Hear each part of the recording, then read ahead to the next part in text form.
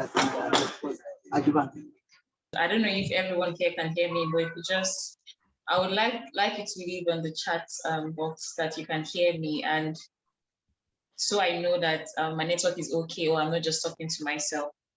So I'm so glad to be here today, and thank you, Peter, for inviting me. We're just going to go straight to what we have for today. The topic is on how to get international opportunities and scholarships abroad. I would like to ask quickly, because I'm reading through the chat now, what level of what educational level do you have? Are you just rounding up your school? Are you already working? Are you an NYS? I'm assuming that everyone here is Nigerian. So have you done your NYC? What level of experience do you have? I think that would help inform my my response. Oh, I'm saying BSc. Esther says BSc. Thank you so much, Esther. I'm waiting for your response actually, or you can maybe unmute yourself and give me a response. Emmanuel Aisha said BA, BSc, HND, BA. Wow, okay. 2 years teaching experience. Wow. Anthony says BSc, HND. Okay. So it's good to get your response. I see that a lot of persons are actually like, if you're looking at maybe scholarships, you're looking to a master's and BSc. So quickly, I'll just say in the first 5 to 10 minutes, tell my story. And I'm hoping that you will also learn from the story, not just me telling you my story, but I'm hoping that you will learn from my story as well. And also I'm going to giving you the tips on Michael says working and schooling. Michael, are you male or female though?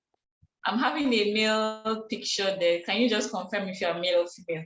So back to what I was saying. Michael says spying on us.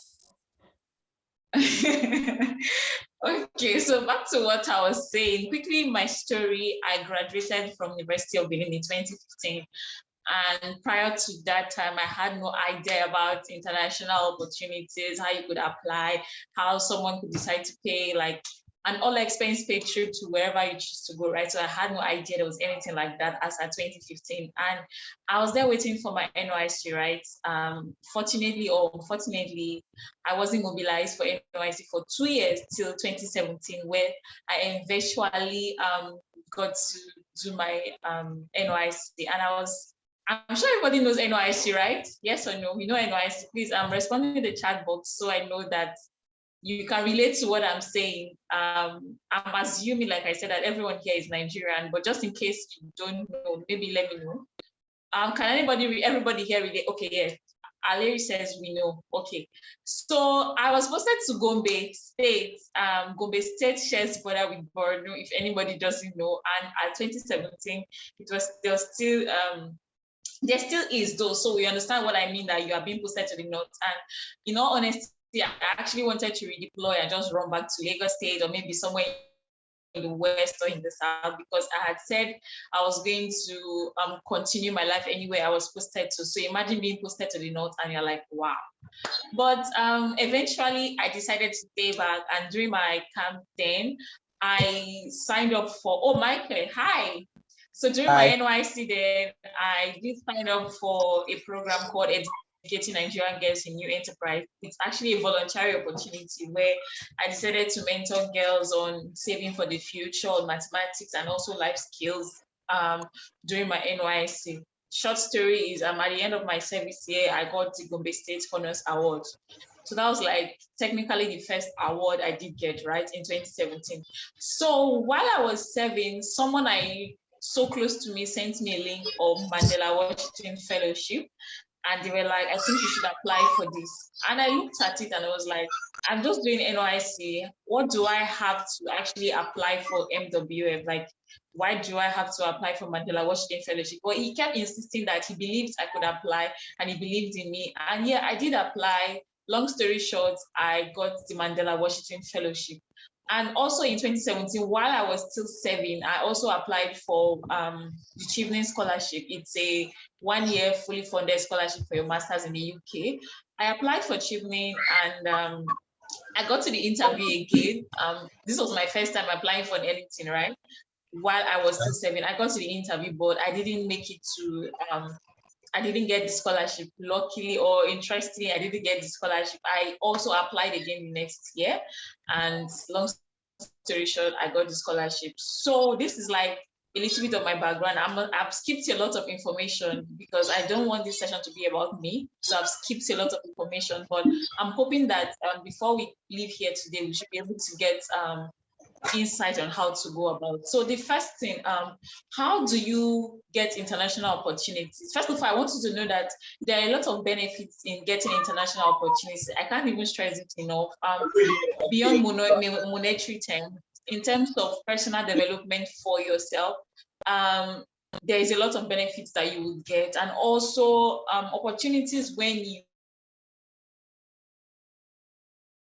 after the to Nigeria, say in 2 months ago, and recently I got an opportunity that would pay me like 6 figure in one day, just because the person had seen I just did my master's in the UK, and that gave me that opportunity. So I know that you know that there are a lot of benefits that comes from getting international opportunities. So I'm not going to go into so much details about that, but quickly back to how do you get these opportunities? So the first thing I want you to know is that you need to first decide in your mind that this thing I want to apply for it. How do I mean?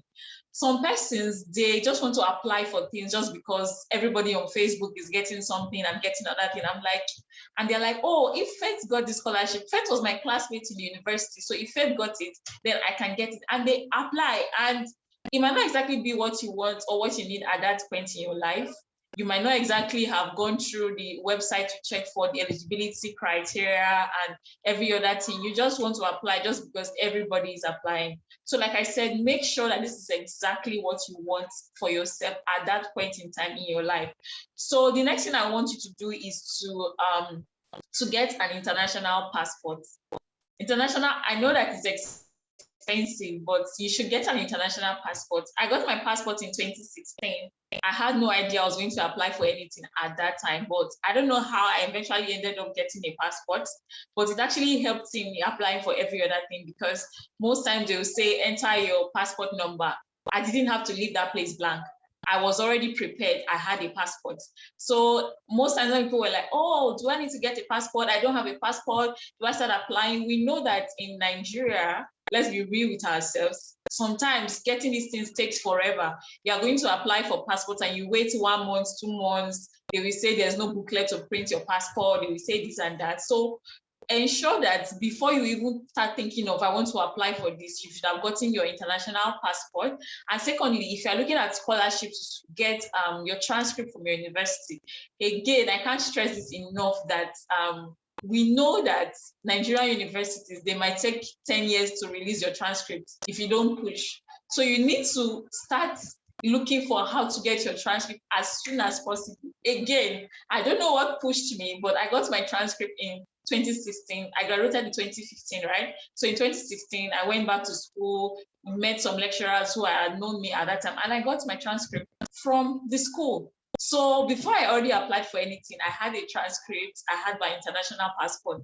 Now I can't even relate to people asking me, do you need your international passport for this? Because I didn't have that barrier. Whether they needed it or not, I had it. So I just like put in my information, right? So get your transcript, get your passport.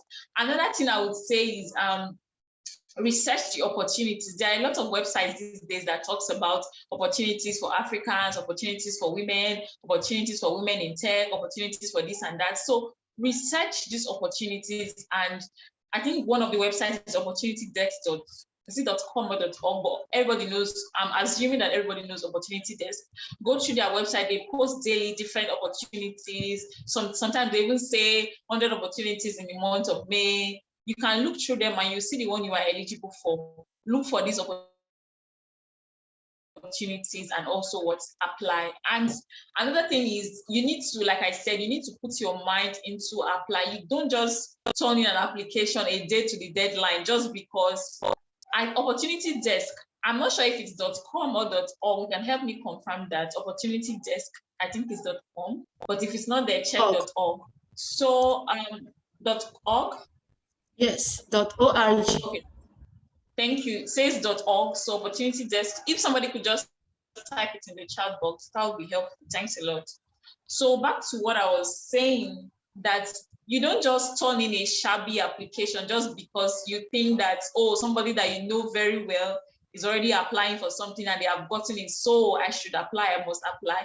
You need to put in your all to apply for this. Let me give an example. I said that the first time I applied for Mandela Washington Fellowship and Chipney, it was my first time ever applying for anything. I didn't even know about, oh, there's something called Young African Leaders Initiative. I didn't know there was YALI anywhere. I didn't know that, oh, somebody has to pay everything and you can travel like that. But I just saw these things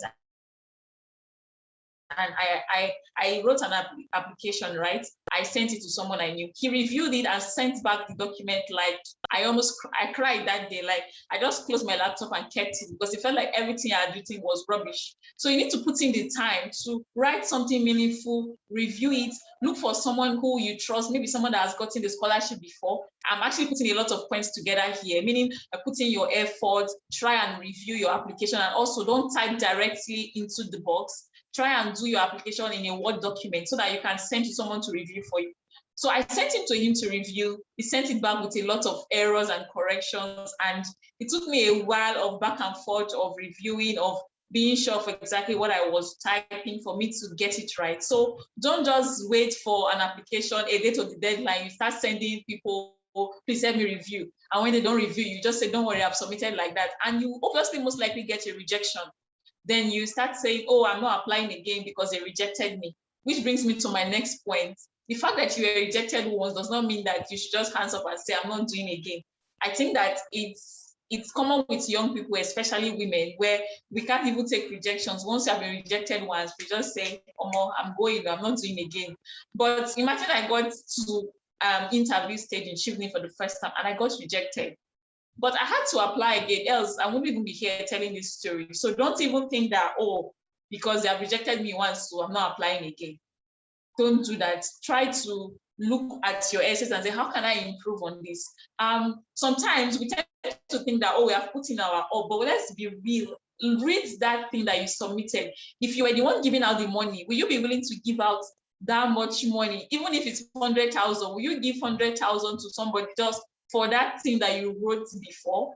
I think that sometimes when we are read to ourselves, we can understand that, oh, I was the one at fault. How can I improve? It's not necessarily all the time that you put in an application that they didn't see the good in you. Sometimes you didn't even see the good in yourself. You have not taken out your time to exactly write something meaningful for you to submit. You just turn in anything and say, let me just submit, I will get it, and you get rejections. Another thing is talking about recommendation letter. Most times, most people would ask you for a recommendation. Okay, let me just recap that. I got the Mandela Washington Fellowship. I've also gotten Chipney Scholarship, and I also got Ashoka Chenmika Exchange Program, and also I got the Pollination Grant. So these are 4 different international opportunities that I've gotten from the space of 2017 to 2020, right? So I was going to say that you need to get recommendation because most times they will ask you for a recommendation letter from somebody that knows you. Even if it's a grant you're applying for, they would ask you for a recommendation letter from an organization. So in that way, you need to keep good relationship with your lecturers. I know that it is sad that a lot of lecturers in Nigeria might not be so nice, but try as much as you can to keep that connection with them while you can, because you would actually need their help in your life very soon. Imagine I had finished school and I didn't know any lecturer, and then I'm being asked to submit a recommendation letter. Who am I going to ask to give me a recommendation? So you need to keep contact with people. I mean, most likely if you're applying for a scholarship, it will be a lecturer, right?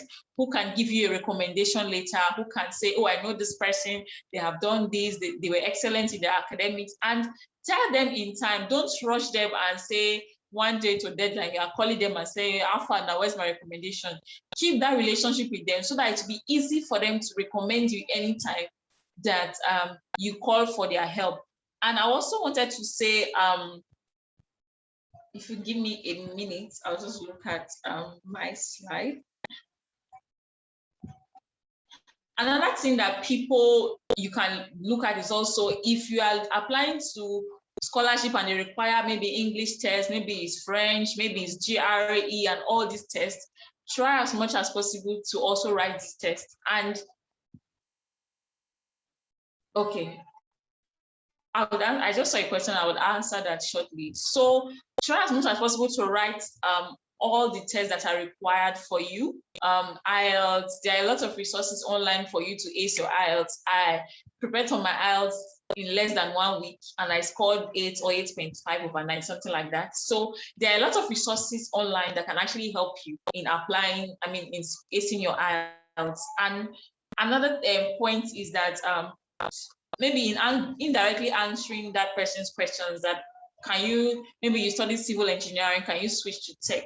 I studied mathematics, right? And my master's was in data science. Somehow they are kind of related, but it's not exactly tech that I studied. So yes, you can switch from civil engineering to tech, but you need to be able to show your sponsors or your university that you know what you are doing. So how do I mean? Maybe I was somebody that was in the accounting and I'm not interested in data science or something related to tech. What steps have I taken to understand what it's about?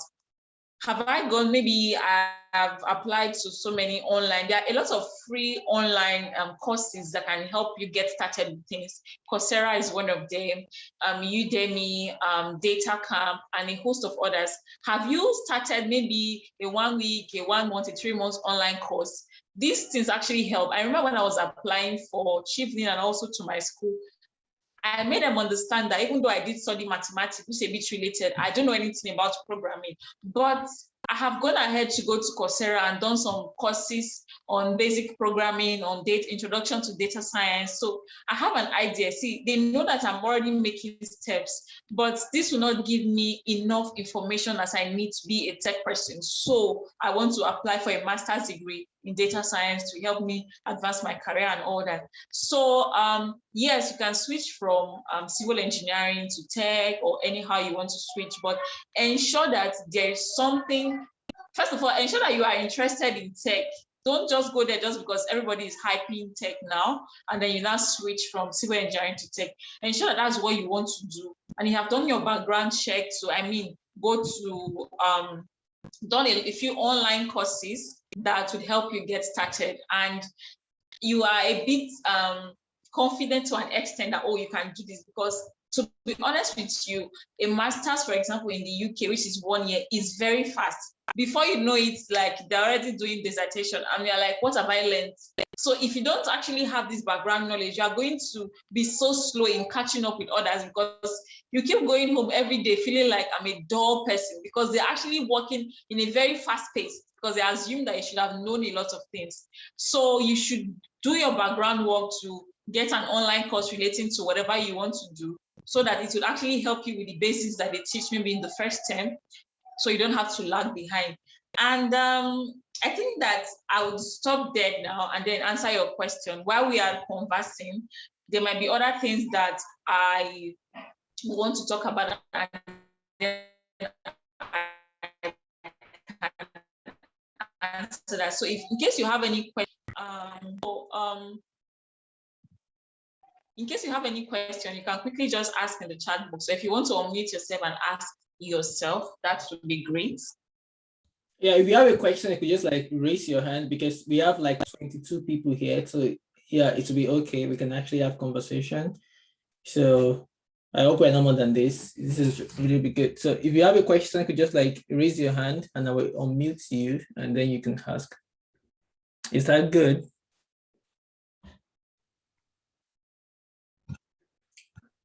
So because you get value more, like when you ask questions and then specific things. Esther, go ahead. If you can just, okay, go ahead. Okay, good afternoon. My question is, are there platforms where there are scholarships for just women? Like organizations are willing to empower women with scholarships, just women. Are there platforms like that for just women, scholarship for just women? That's my question.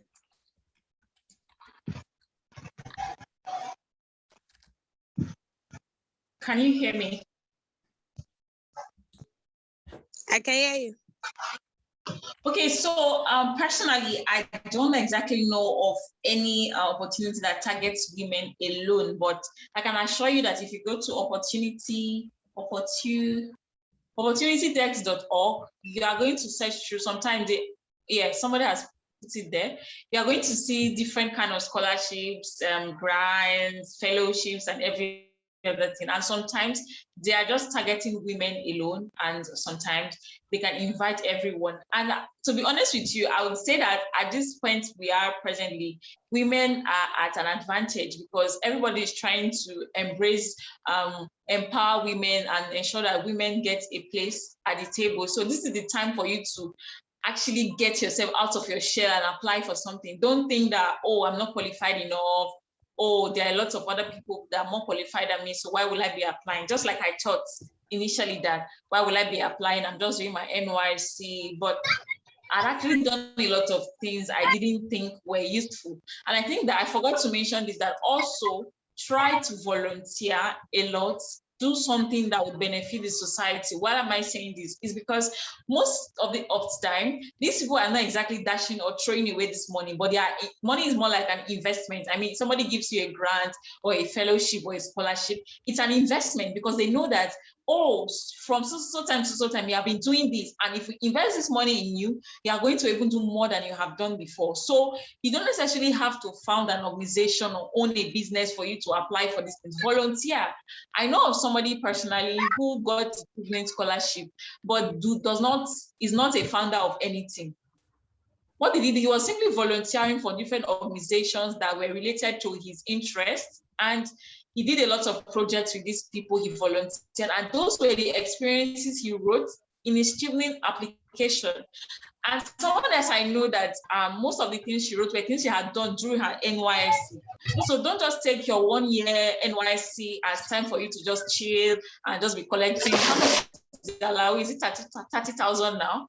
Just be collecting that money and just be chilling, just be snapping pictures.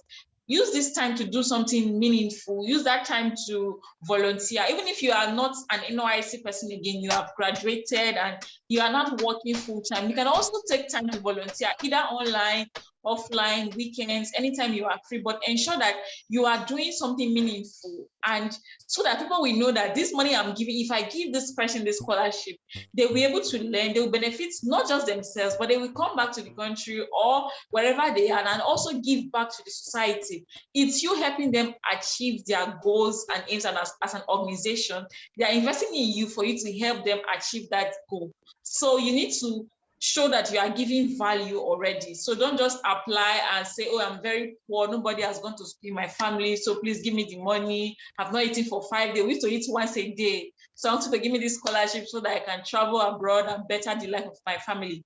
You don't have to do that. So you need to have shown that you have done something meaningful and that you are willing to give back to the society when you come back. I can see Michael is raising. Okay, let me answer Joy's question. I have to go to the chat box to answer that. Please ask this scholarships 100%, or we will also do our quota. So there are a lot of scholarships, right? So let me just break it down. Sometimes schools give scholarship. Some schools can give 5,000. I'm speaking from schools in the UK now, right? Some schools can give £5,000 scholarship from your tuition.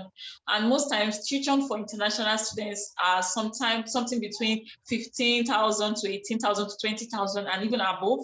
So some schools decide to get 5,000 off. Some can say 50% off, but Chivney scholarship is 100% scholarship, and there are other scholarships. You don't have to just carry yourself and go to the UK. You don't have to pay for anything, your flights, your feeding, your accommodation, your school fees, your books, everything is being taken care of. And you don't have to worry about any money to put in. But of course, there are other scholarships that are part scholarship. And maybe if you have enough money, you can afford to complete the part, then you can go for those ones. But I can assure you that there are a lot of full scholarships like Chivney Scholarship. I think they just finished their interview last week.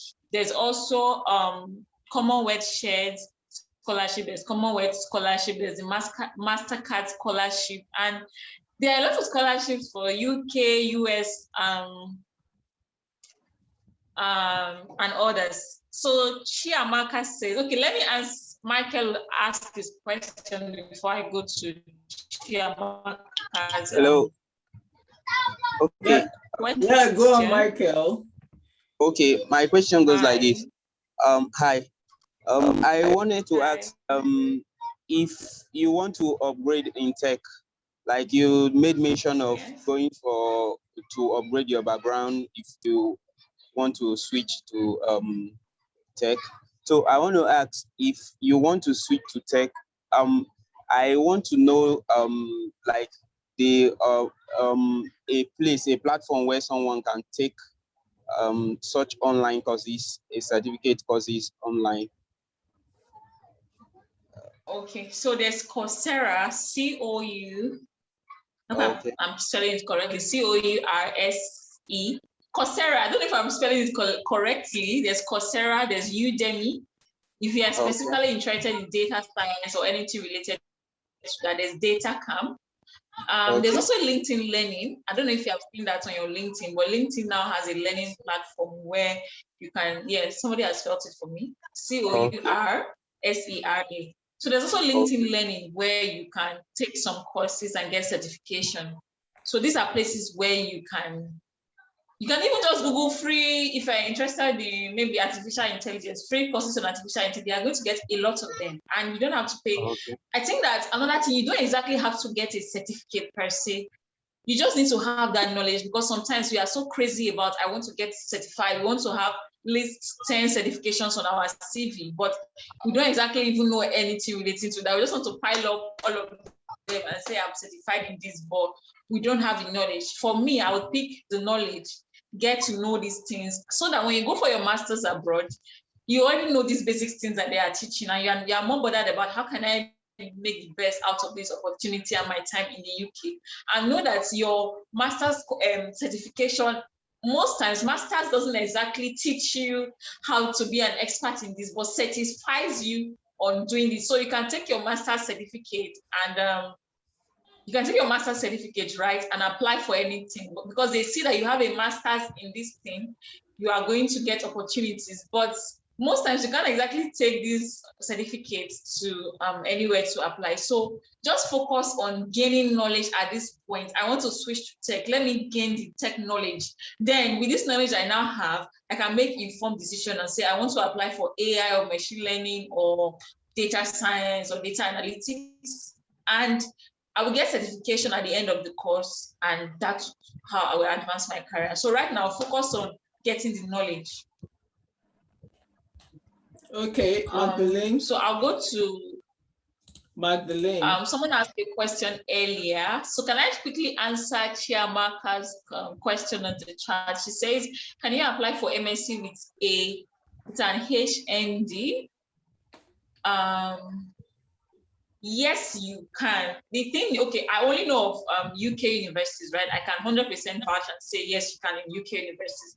The thing with applying for most, let's say, CHIVNIN scholarship, for example, you can even have a third class. Okay, I think I didn't mention this. Sometimes people tend to think that you have to have a first class for you to be able to apply for this scholarship and opportunities. The thing is, even though you have a third class, but you have relevant work experience, you can prove to these schools that I know what I am doing. You can get admission in the school. And once you have gotten admission, most scholarships require you to have gotten an admission first. So with your admission now, you cannot apply for these scholarships. Scholarships that I most times do not exactly say you must have a first class or a 2-1.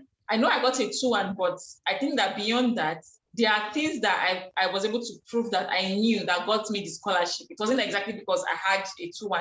The 2-1 only helped me to gain admission and maybe give me an upper hand. But like I said, if you already have relevant work experience, you have already done these online courses, and you can tell your story very well in your personal statement that, see, I know what I'm doing, they will get you admitted. So yes, you can use an HND to get an admission in a UK university. And yes, you can use it to get a scholarship. But like I said, you need to prove to them that you have relevant work experience and you know what you are doing for you to be able to get this admission.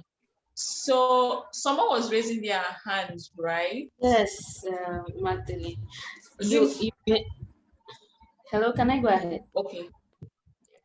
Thank you. You mentioned partly Yes, you what I can. wanted to ask. Most times, what discourages me about the scholarships are the multiple essays and the personal statement stuff. I just get confused when I see those stuffs, and then I just close everything and give up.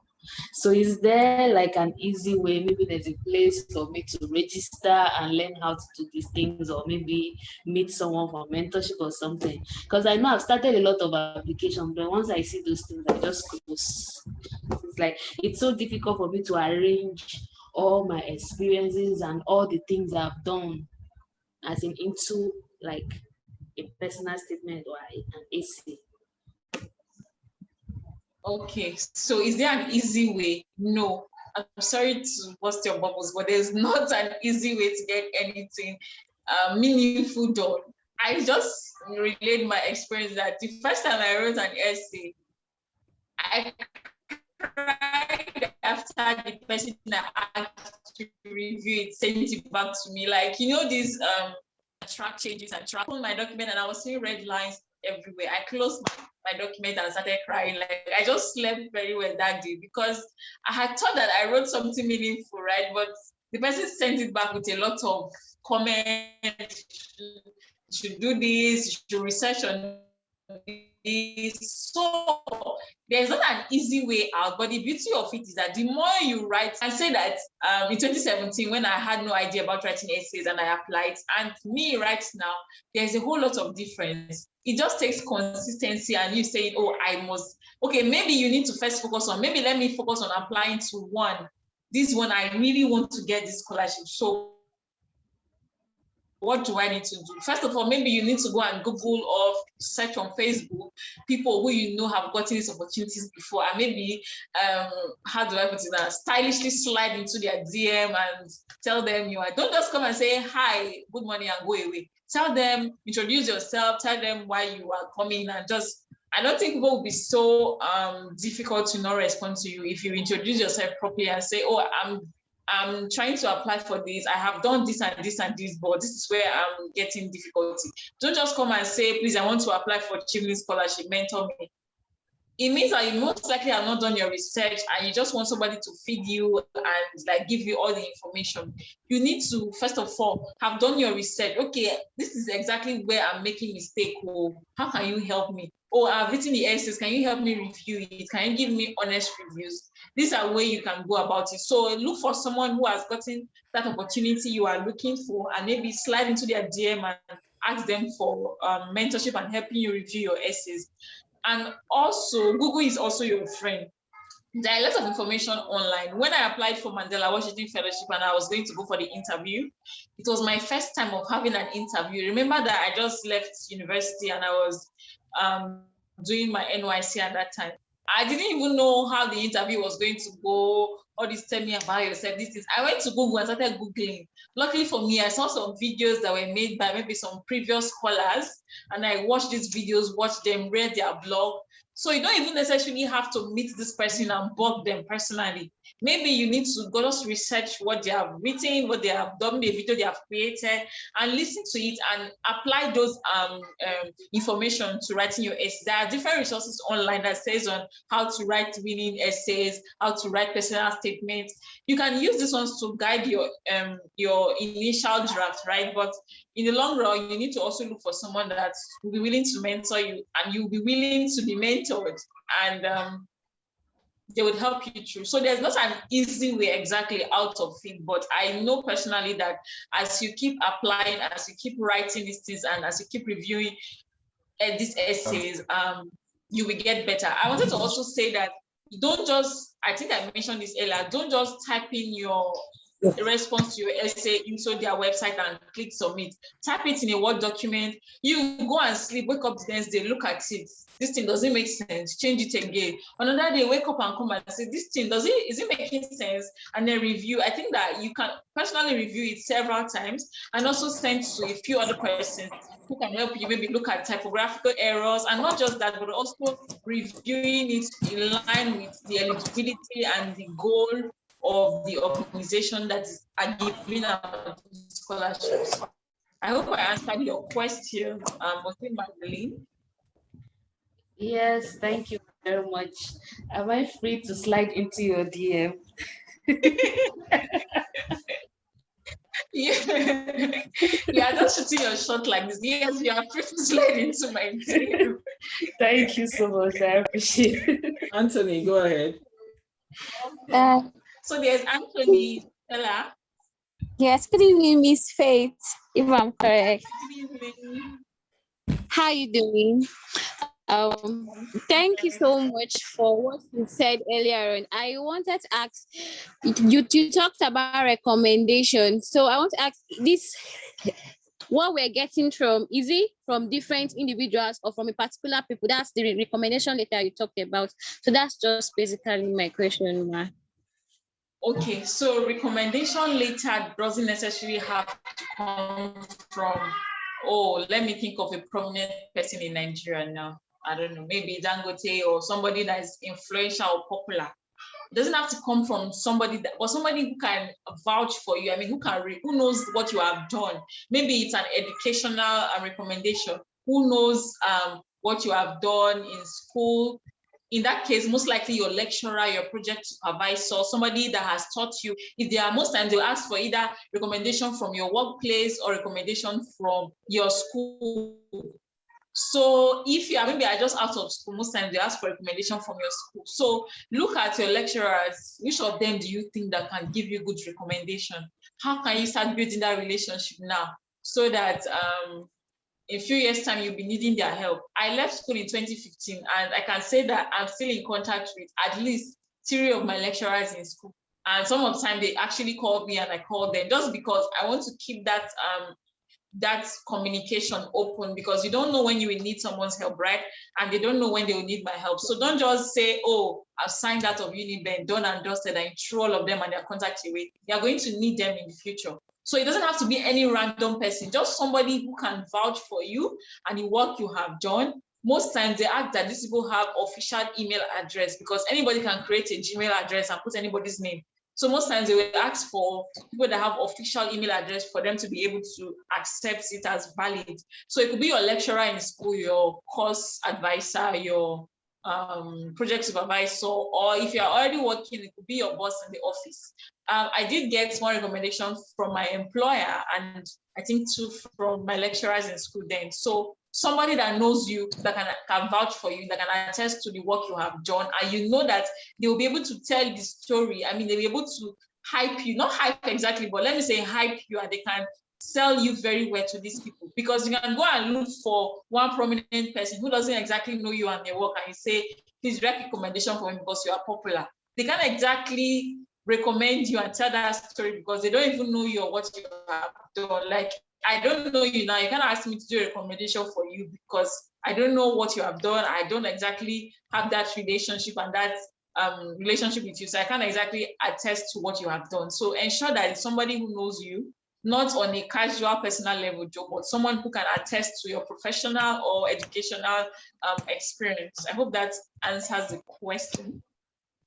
Yeah, thank you so much, ma. I really appreciate it. God bless you. By the way, you look beautiful. Thank you. Any more questions? Let me go to the chats.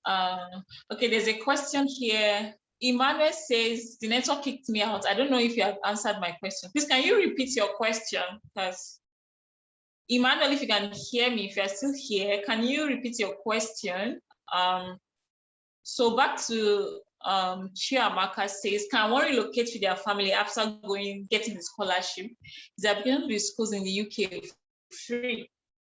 Okay, so I'll start with the second question and go back to the first question. So is the application to schools in the UK free?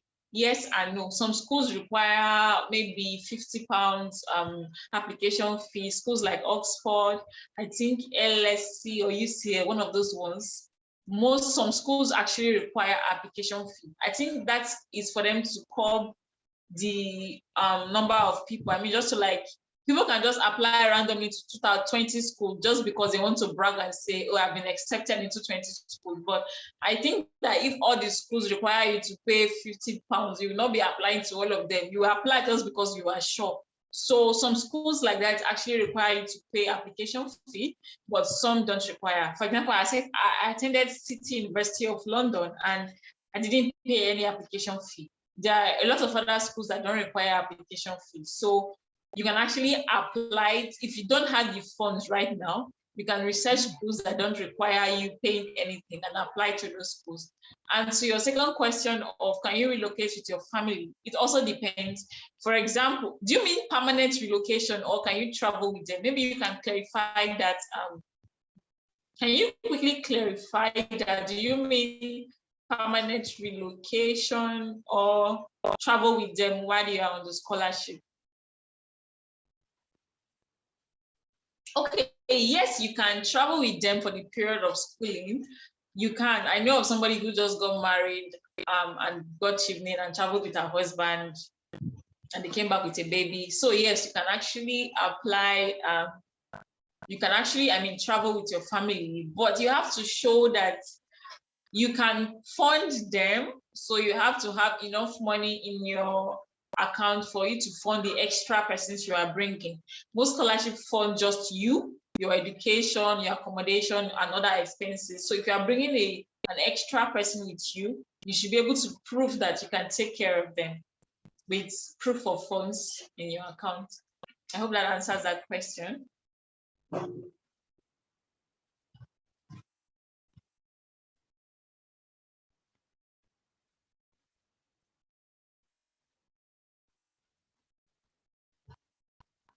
Okay, so Joy says, can you just apply to scholarship, not because you actually want it, but just because you want to flow with it, with the intention to like it while you're doing the course?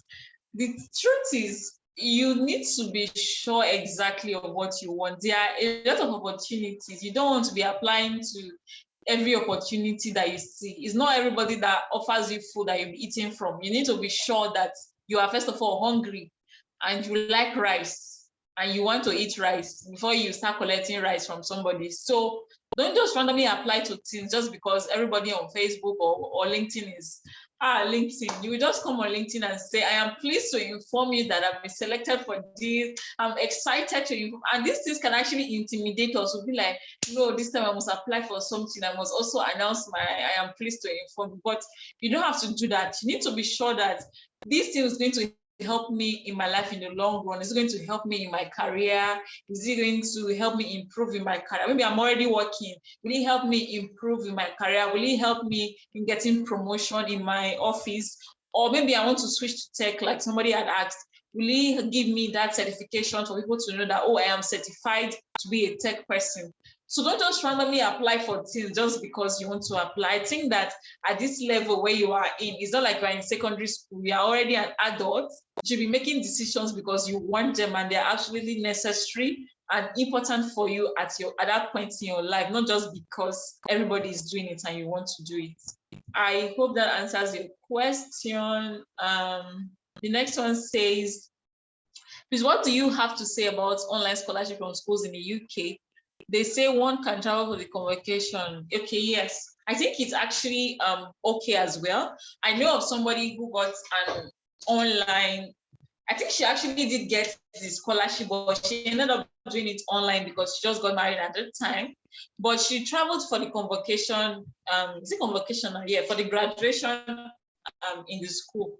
So yes, you can actually, if you know that internet is not going to disturb you, because we're in this country where our internet is epileptic, I'm sorry to say, but most persons have issues with internet. So if you know that you have enough internet for you to be able to watch the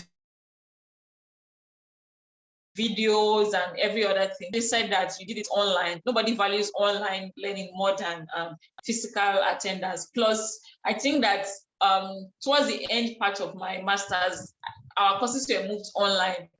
So even though I was in the UK, I was doing class from my bed. So there's no difference between me and somebody who was in Nigeria. because some persons had to travel back home to complete their masters during the pandemic and the lockdown. So there's exactly no difference between me and that person who had traveled back home and was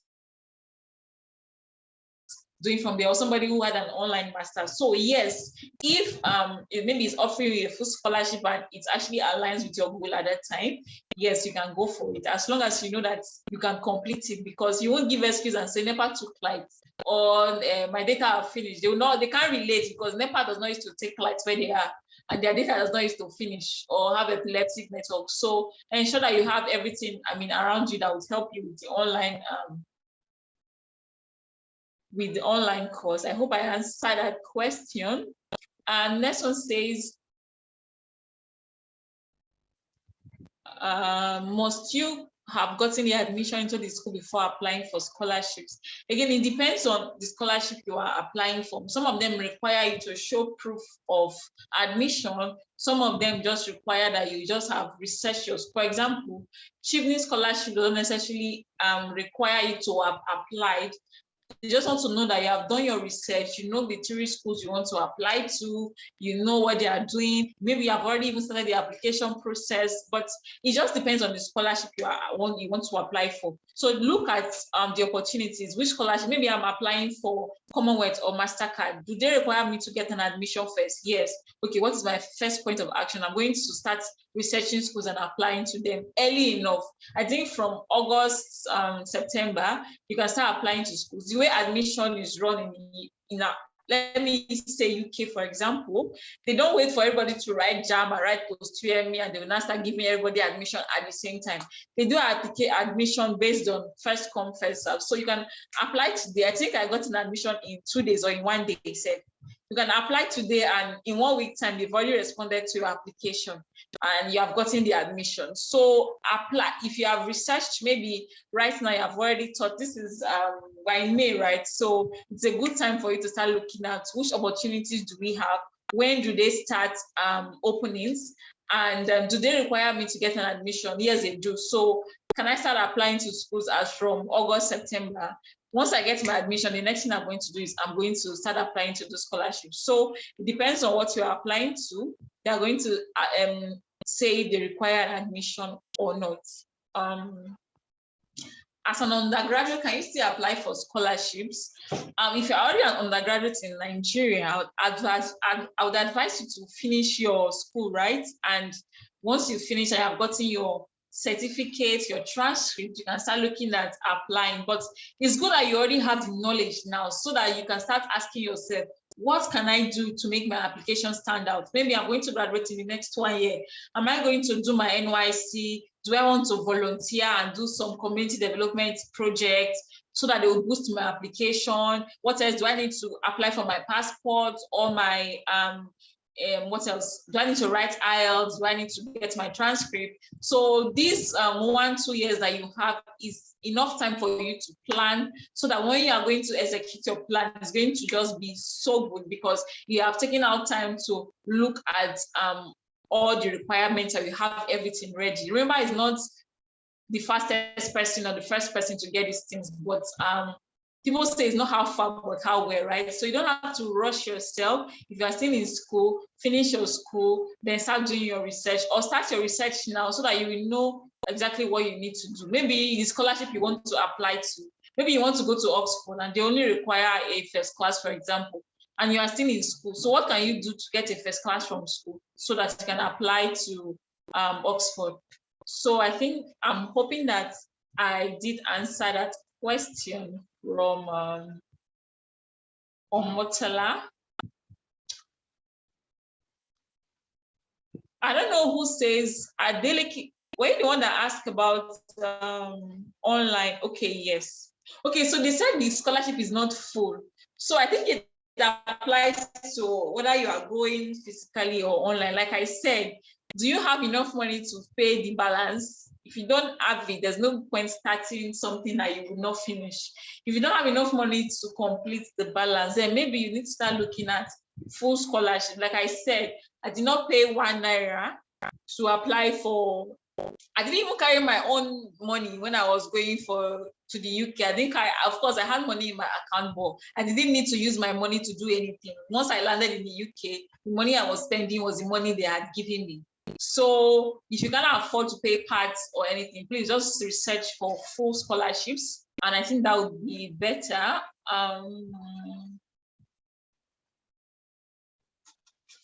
Talked about, I don't understand your question, Mike. Can you ask that, maybe rephrase your question? And there's someone that says they don't know if I've answered their question. Was it Emmanuel something? If you are still here, can you please ask your question again? Emmanuel, I don't think the person is here anymore. But please, if you are here and you have questions, I think that today it's actually good that it's just two of us, so you have enough time to ask any question you want to ask. And I don't think it would be nice for you to leave here with questions in your mind, but maybe you are shy, like I used to be, and you don't want to ask questions. So please, as long as you are here and you have a pressing question, you have the time to ask, and hopefully myself or Peter will be able to answer your question. All right. Thank you very much for that session. Faith, you did a lot of justice to that. Like, I feel like applying for scholarship now, but I can't.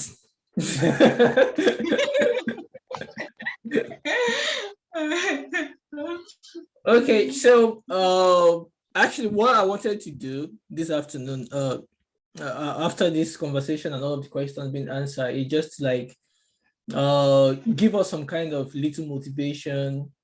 And because I know, like, currently the country is crazy. We should just be like sincere with ourselves.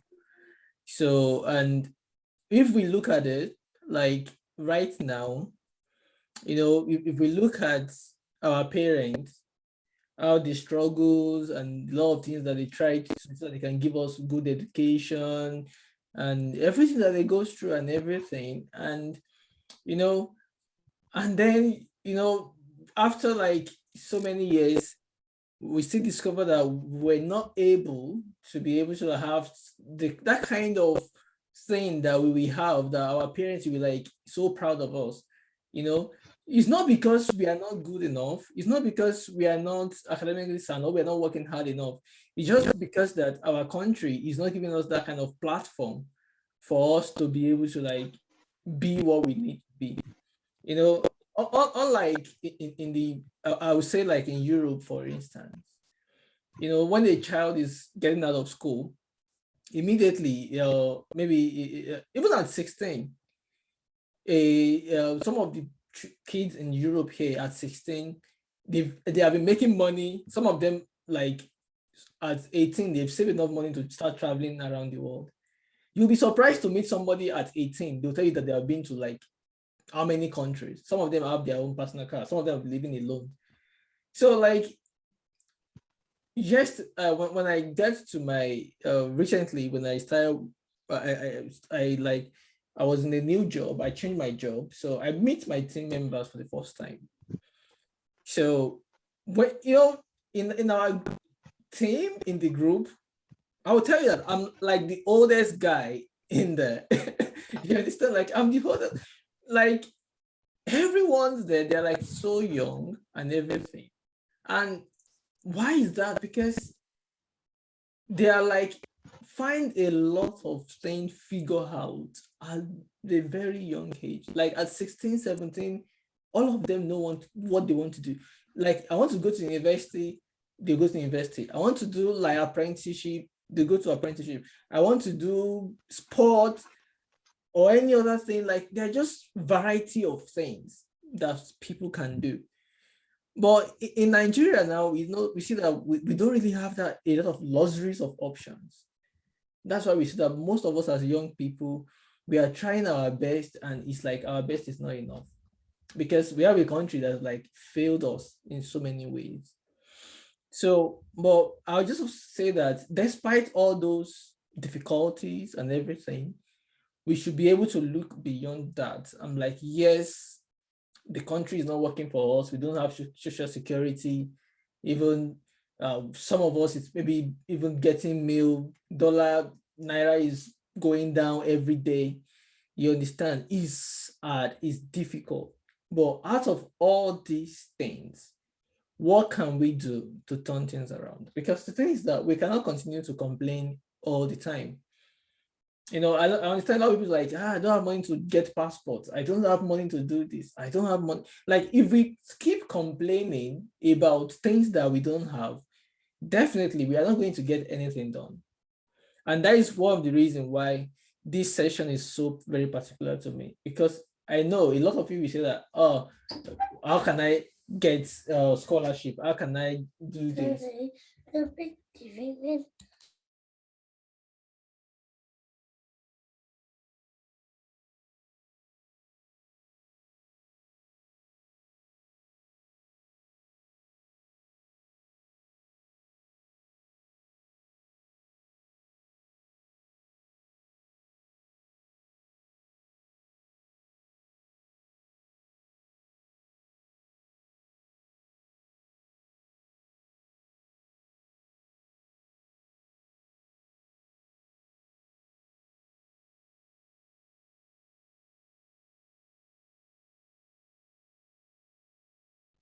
Hello, can anyone hear me?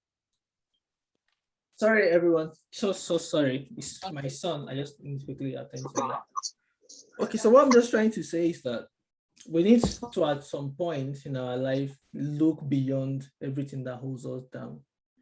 And we have to be strategic about it. That's exactly what Faith is trying to say. Like, you have to be strategic about it.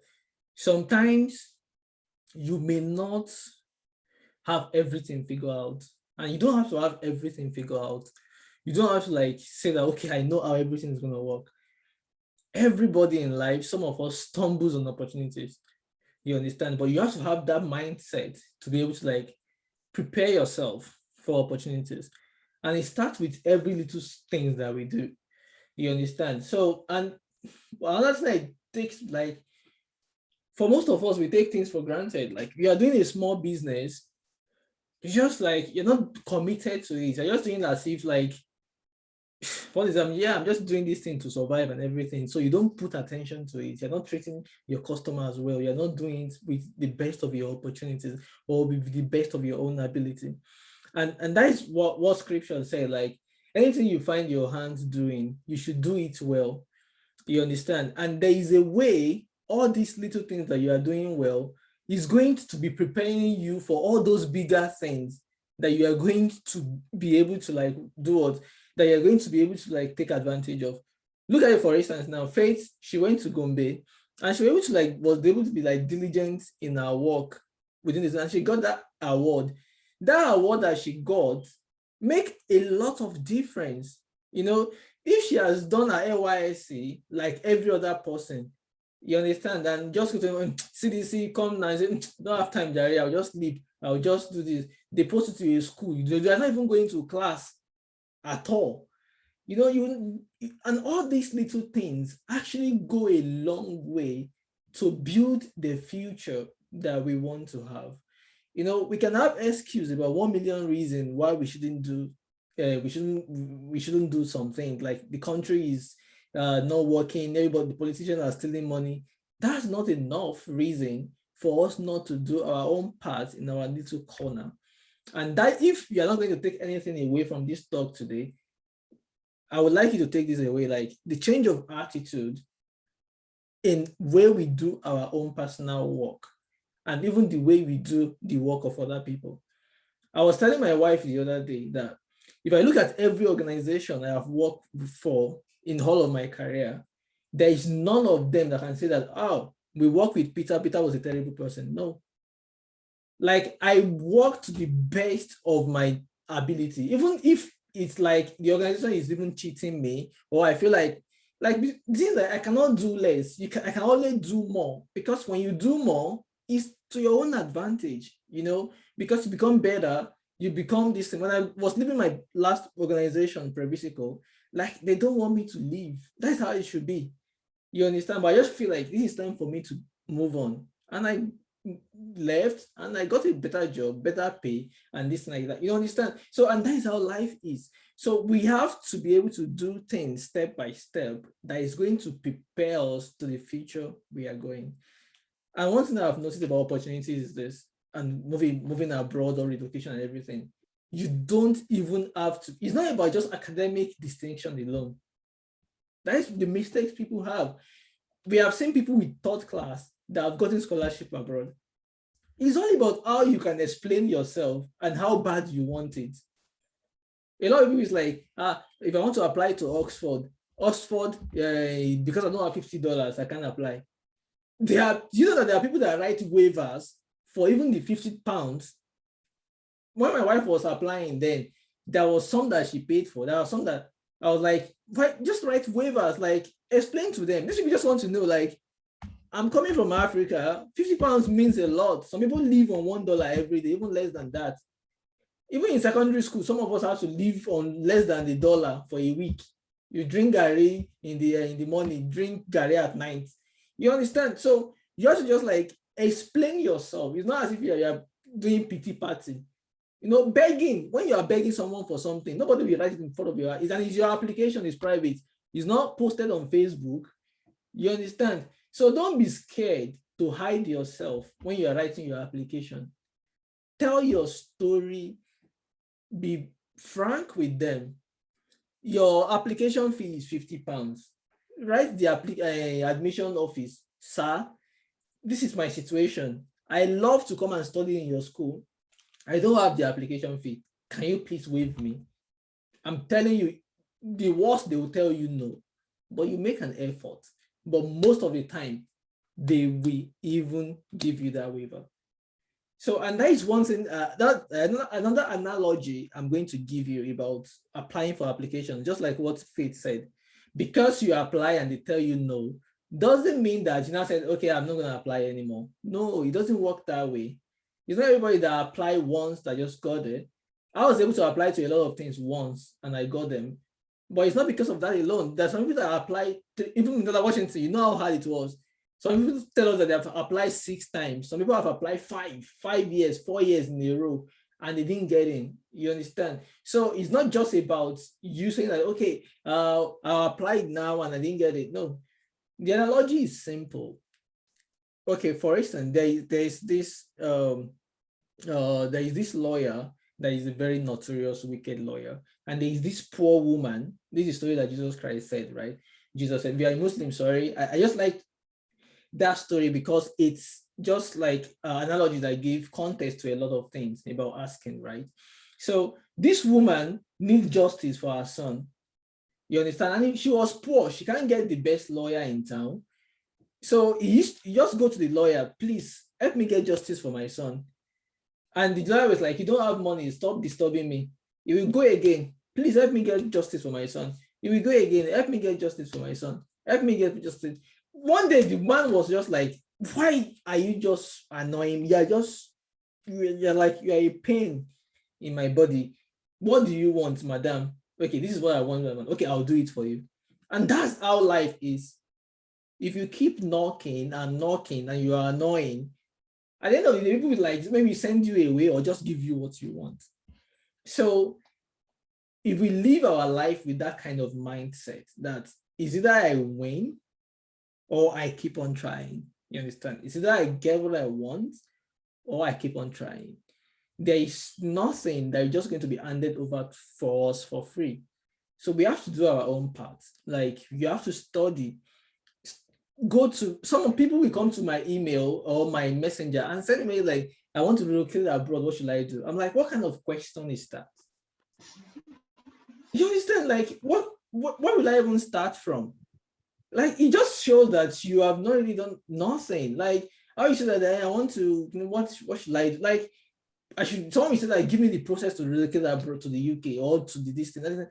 These are difficult questions to ask. Like, number one, like gov.uk have all of the resources of everything you need to do about your fields, about your work. Even Google is just there. I'll just give you a lot of opportunities.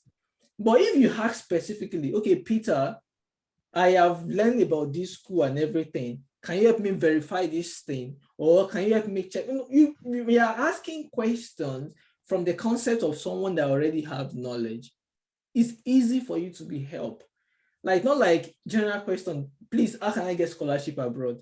Like, where will I start from? Will I do another lecture? Like, do I need to like, and you know, all these mentors, people that you see online, everything, a lot of them are busy.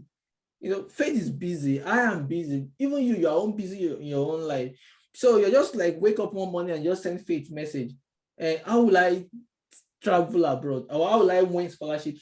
Chevening scholarship? Like, those are like generic questions that people will find it difficult to actually respond to you. But if you have done your assignment, like, okay, Faith, I have 6 universities that I want to choose from, but can you help me out of all these 6? I need to choose top 3. Can you advise me which top 3 should I choose? Those are good questions. That shows that you have done your homework. You have gone to the universities. You have read about their courses. You've read about what they are doing and things like that. You see, all of these steps are things that are going to help you to get ready for what you want. Another thing is this: be patient. You know, we are not nobody's in a hurry. All these scholarships are not going to go away. They have been here from 70s, 60s. Scholarships have been here for years, and it will continue to be here. So don't think like because some people have gotten their own now you want to just rush everything. No, be strategic about it. Like, if you want to travel or get scholarship now, give yourself like 2-3 years. Plan it very well.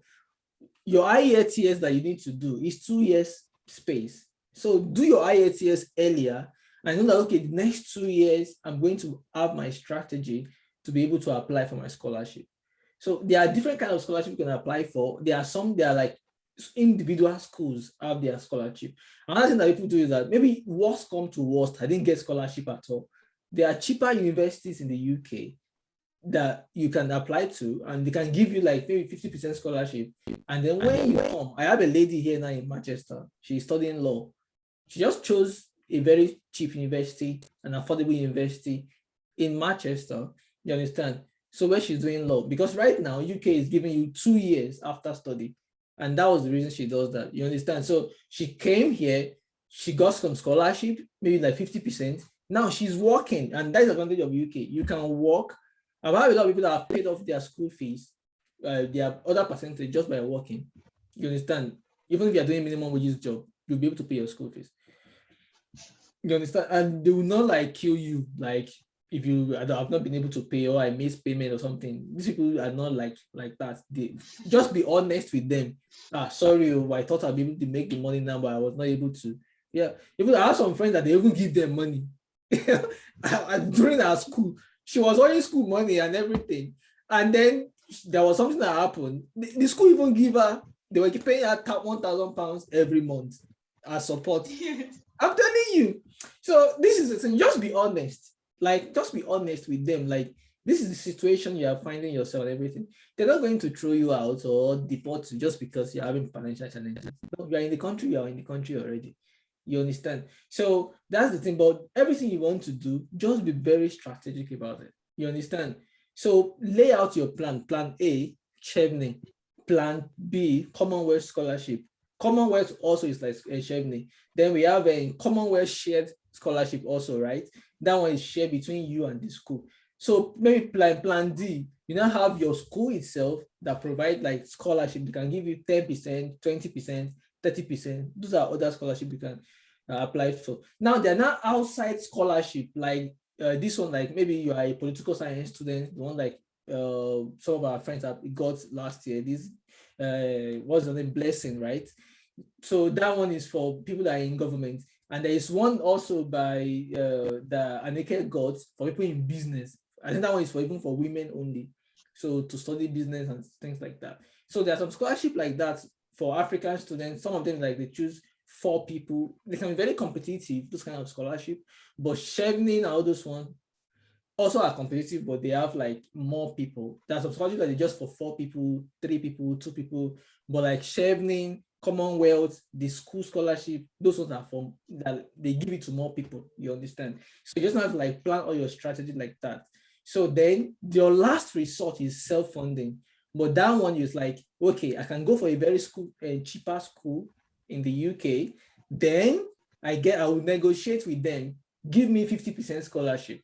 You understand? So when you give me 50% scholarship, you find your money and everything, you come. So that immediately you come, you get a job you're doing, and that job can help you to like offset because your scholarship. And for me, I used to advise that this is the best time to come to the UK because of that 2 years post-study visa. You understand? So at least even if you hold school fees, 6 months work after your study, definitely you pay your school fees work. So now imagine another 2 years added to you.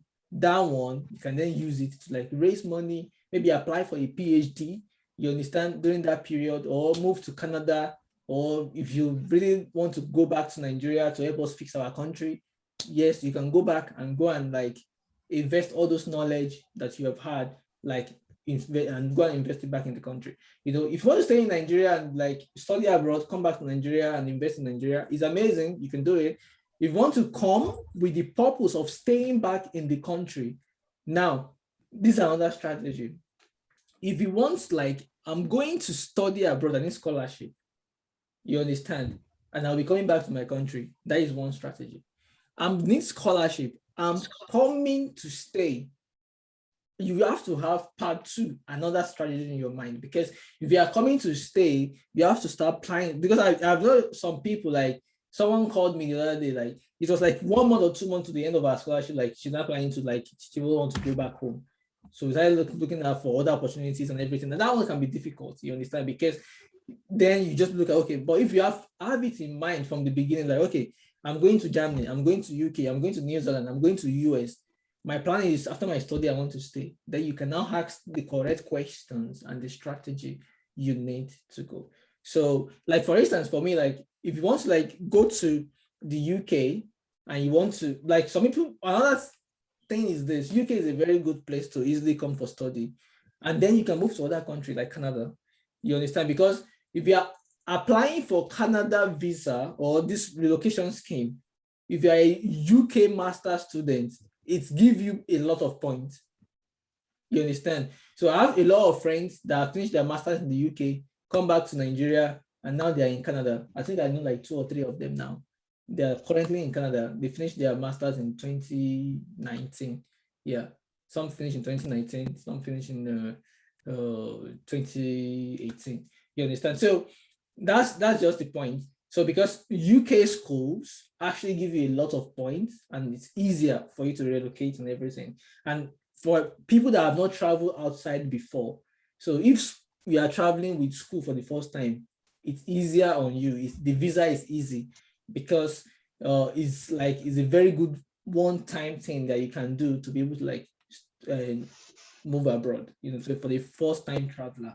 Because I have that problem a lot because I've not traveled before. So most of my time or the opportunities I got, I was denied visa several times just because of that. Because more like if you come to the UK is a like A-class rated country and visa.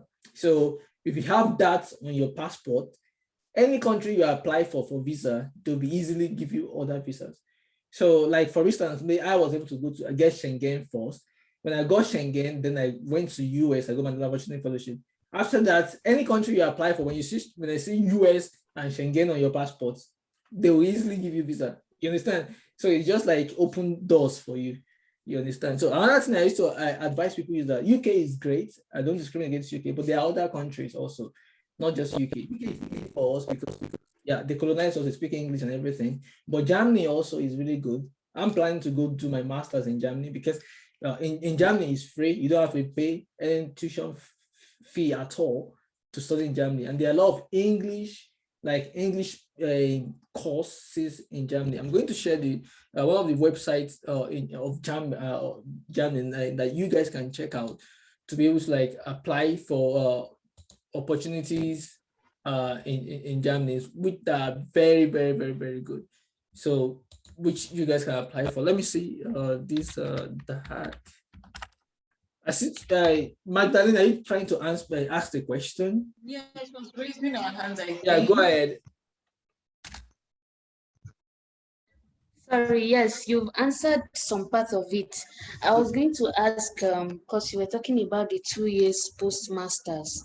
Yes. One, for instance, if a husband, for instance, is going to study in the UK, can the wife go with him? Is it allowed? Or maybe get like a visit visa or something?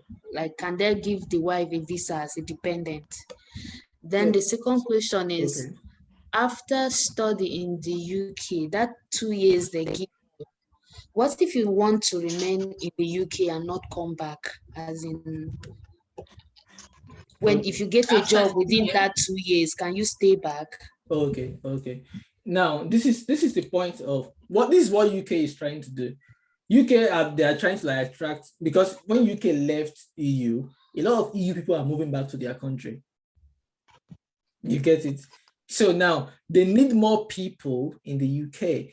And most of the people that are trying to attract are we that are like Commonwealth nations, Indians, Nigerians, other people from other countries and everything. You understand? So that was the reason they start this 2 years post distant visa. And that is not the only one. There's another visa called special talent visa, a global talent or something, global talent visa. That one is 5 years. You understand? So if you have like some exceptional skills, you are a doctor, or you are like you are a nurse, or even if you want to teach, like maybe even this can really interest you. Like if you want to teach, you want to do like your PhD, I will even advise maybe to take the UK route, because now they are having a lot of teaching opportunities for PhD students. So if you are doing your PhD course in the UK, you can then apply to be a teacher. So they will be training you, you'll be teaching secondary school students while you are doing your PhD, you understand? So by the time you finish your PhD and even I think master's students can apply too. I'm not sure, but I think it's very common for PhD.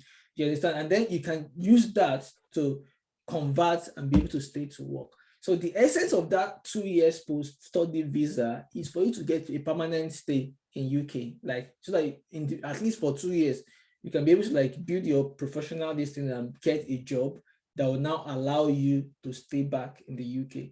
Yes, and that's the essence of giving people that visa. Because before, after study, people have like 6 months. 6 months is not enough to be able to like build network and all this kind of support that they need. And UK masters is very fast, just like Faith said. Before you know it, bam, bam, exam. Before you know it, tests, everything. And 1 year is almost gone. So now that 2 years post this thing, we actually give you some kind of buffer. You'll be able to build network, talk to employers. If you need any kind of new skill you need to learn, you can learn it. At least it's only if somebody doesn't know what he's doing. In 2 years, no matter how bad is bad, like you'll be able to like get a job that can actually allow you to stay back in the country. And during that 2 years, you can bring your family. There is no problem with that. So that is one thing about UK. UK doesn't separate family at all. Like if you are studying here, you can fund your family to come and join you, very fine with them. Immediately they will approve your visa to come. So if it's worried about your family, even after the 2 years, you can come with that is your immediate family, not like mom or brother, uncle or something, like your immediate, your children and your husband or your wife. So you can come with all of them. So yeah, I think that answered the question. Yes, thank you very much. I had one more question. You talked about low-cost universities. Yeah. Are there the ones you can recommend, or maybe like sites? Because most times when I check the UK, their fees are usually too expensive. So I don't know how to get those very cheap ones you talked about. What I would just say is this: when you are searching for UK, you should understand that UK is, when you're talking of UK, most research will be giving you England. So I think what most of you should just understand is this: UK is like in like 4 countries joined together. Like we have England, we have Wales, we have Scotland, we have I think Northern Ireland or something. So all these 4 countries comprises of the UK. So what you need to do is be able to like look for schools. England is one of the most expensive places in the UK. Yeah, England is very expensive. So look for schools. You don't have to come to England. Look for school in like Northern Ireland. Look for school in Scotland. Scotland schools are cheap. You understand? Look for schools in Wales. Wales schools too are cheap. You understand? So you can go to all those places to study, and it's the same visa, So the idea is if you go to Wales and the school are cheaper there, and you finish your study, you can always come to England to find job, and you stay in England. After your 2 years after your study is complete, you can move back to England. You understand? So it doesn't matter. And even in England also, there's cheap schools that are in England. If you go like cheap schools in England, like I know someone that go to, is it Newcastle? I think Newcastle, the schools there are like a little bit like cheaper. You understand? So I think that if you are trying to do self-funding to relocate, don't think about Ivy League schools. Some people be looking at school in London, be looking at school in maybe Liverpool, Birmingham, places that no. There are other cities, plenty cities in the UK. So look at all those cities. Loughborough is a very nice city and very nice university, and they are very affordable. You understand? So don't be looking at schools in like high rank Oxford and all these kind of big schools don't be like, Faith went to a very expensive school. She got scholarships. Yeah, I wanted to add, I think that as at last week, or there was recently, I think University of Hull, they just, should I say they slashed their tuition fees. So both international students and people from England or people from the UK, they're going to be paying the same fee. So it's now from 7,000 pounds and above. Initially, it used to be like from 14,000. So normally, international students would pay like double of what people who are from the UK would pay. But right now, for this year, I don't know if it's going to continue till, I don't know, but they've slashed the fee such that international students will pay the same amount with people from there. So I think that maybe you can explore that option as well. And also maybe research, like Peter said, other places that cost of living is low. If you're going to be sponsoring yourself, you don't want to be living in London where rent for 1 month is £1,200. Mm-hmm. You want to be living in a place where you can afford the rent, afford to feed yourself, and also work and be able to pay up your tuition at the end of maybe the year or the session. And thankfully, there's this 2 years post-study visa, so you can stay. Hull, Hull, at DBC, the name is University of Hull, Hull. If you search through, there are some courses that they have slashed the fees, and you can, maybe the one that you're interested in is there, you can apply. So yeah, like I was saying, that look for schools that you can actually pay for your living expenses. And if you are going to be taking a child, ensure that you are taking somebody else with you that can look after the child while you are not around, because most of these UK, Canada, and US, you cannot leave a child that is below 18 and be how old and leave them at home alone. Even though the child is 10 years and they can feed themselves and they can do everything by themselves, you can't leave them alone in the Very house. important. So as you are taking independent along, please ensure that if it's a child, take an adult with you that can take care of the child while you are not around. Yeah, that's really very important. Child support and childcare in the UK is expensive. I won't lie to you. It's very expensive. So, and I think that is one of the things that throw a lot of people up. So just because you came to study and you won't be able to like take care of your kids, doesn't mean that the government will not collect your kids from you. They will collect it from you. And so in as much like your child is in this country, it belongs to the queen. So, and these people, they look at everything, just like they look at, so in Nigeria is when you slap somebody, it's like it's abuse. So in this way, it's not like slapping, it's not about when you slap your child. They have what they call appearance of abuse.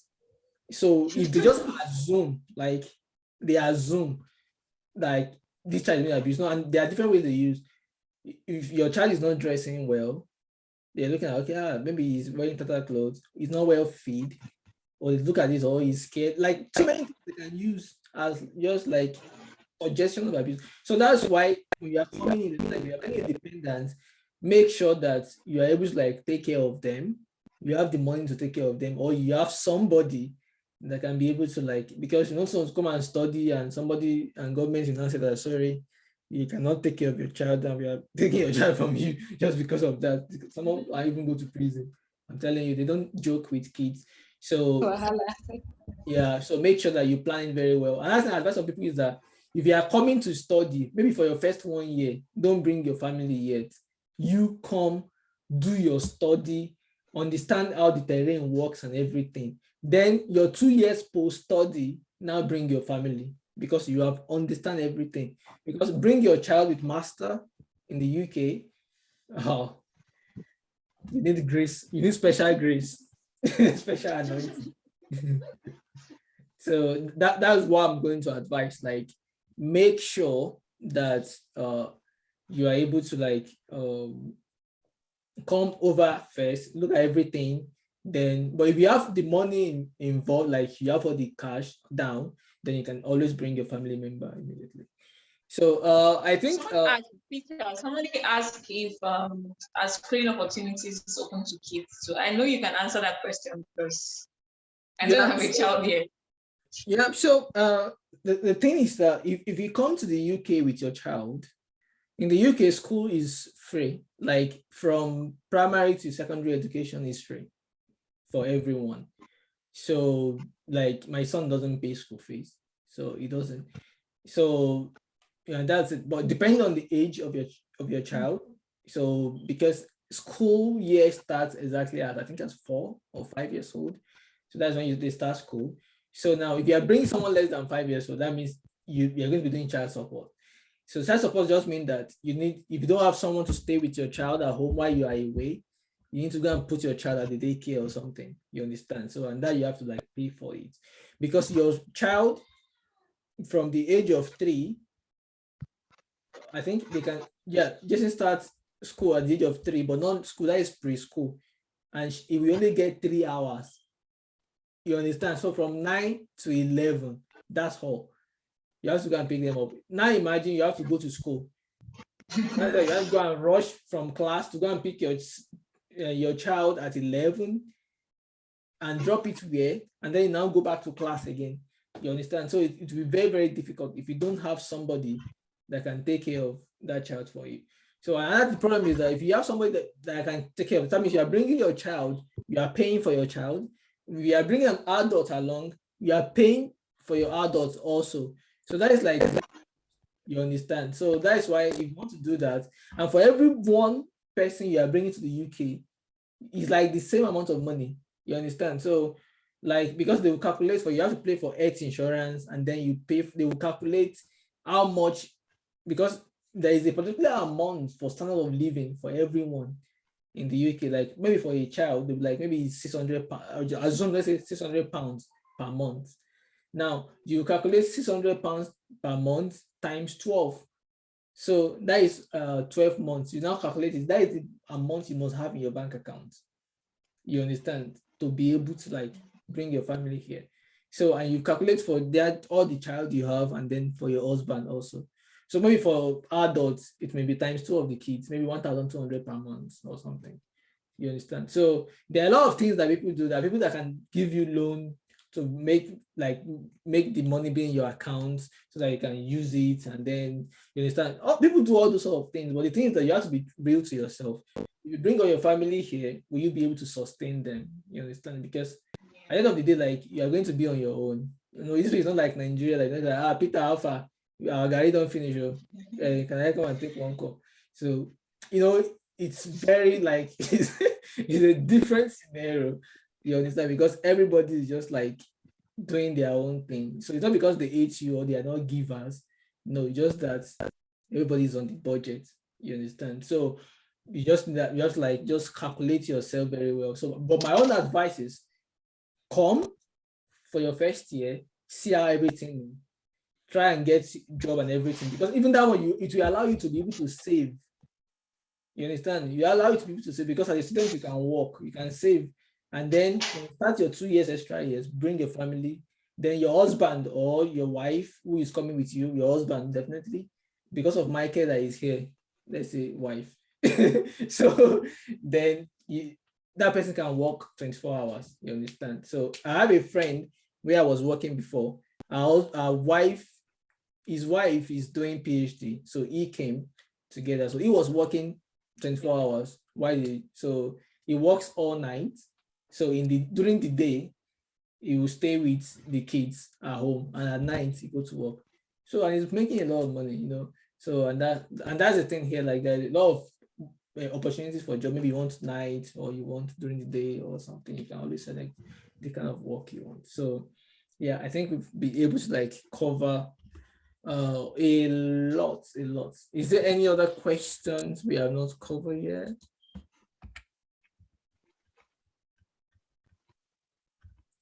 Hello. I think that's all for now, except anyone else has a question. So how did Michael even get here? Seriously, Michael, how did you get here? I don't know. Your girlfriend must have. I don't think given you he's that here link. anymore. Did your girlfriend give you the link? We have to get to the bottom of this. Michael. It's Oh, he's a still here. special candidate. God favored him. Seriously. Why did he?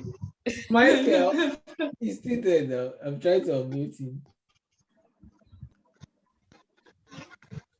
Michael.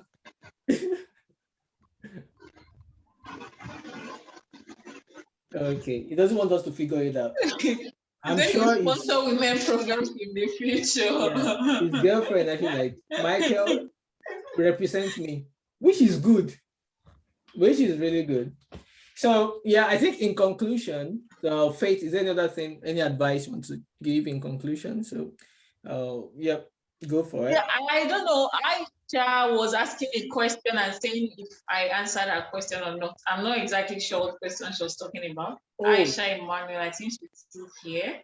Okay, Aisha. So if she could just quickly ask the question. Yeah, Aisha, Okay. Go ahead, please. Yeah, good afternoon. Good afternoon, Aisha. I was asking about the transcript. You said Okay. once you get the transcript, on time. And I said, I thought it's only the school that can send the transcript to the school you are applying to. But I said, is it possible to have your transcript with you so you can send it at any time? Getting transcript is usually a long process. So that's what I asked. So, yes, ideally, I think officially or ideally is only like if I'm going to apply to maybe City University and they require a transcript, I would apply and then my school will send it. I think there used to be a website online. I know for my school, but I think it used to be all Nigerian schools, whether ETX or something, where you can go and apply online. They are like a third party that helps you get your transcript from your school and send it to where you want. So I went through that process initially, but thankfully I had not paid yet because they were not actually responding. I had to go through a lecturer who was working in the school who knew someone in student affairs and they helped me get this transcript. The thing is, I know that you're supposed to, most times it's usually like that they send it to schools, but you need to get that transcript. Just imagine that while I was applying to Chipman, I'm sure I applied to at least 5 schools in the first year and my second year too. Now imagine if I have to request for that transcript every time and I'll have to keep paying how much, maybe 35,000 to send those transcripts, because Nigeria, there's nothing that is free here, right? If you want a transcript today and you want it again tomorrow, they ask you to pay again. So imagine having to pay 35,000 every time to send it to those schools. When you would have gotten that transcript and scan it as a PDF, I have my copy of my transcript with me and I have it as a PDF. And most times when I'm applying, I just upload the PDF online. So you need to go to your student affairs and explain to them why you need the scholarship. If a school needs to verify why you need the transcript, sorry. If a school needs to verify if your transcript is real or not, like I know a friend who got a PhD in the US, although he has sent his transcript, right? They wanted to verify it was not already doctored. So they asked that the school sent another official transcript. So some schools might require that additional verification. In that case, you need to now ask your school to send it directly. Else, most schools accept that original, the one that you have the PDF that you normally just upload. So if you have your way, okay, somebody said they spent over 5K already. I will answer that question. So if you have your way to get it, don't just apply online and forget about it. We know how Nigeria is. You know, to go and stop people in their offices and say, I need this thing. No. Even if you want to get passport, for example, sometimes you need to go and scatter the place more and say, give me this thing, I need it for this thing, before they will respond to you. So don't just pay and chill in your house. My friend, I was trying to get his transcript for over 1 month now. Up to now, he hasn't gotten it, but luckily they were able to send it as a PDF to the school. They said they have sent it, it's on courier service, they are waiting, we're still waiting, we're tracking it.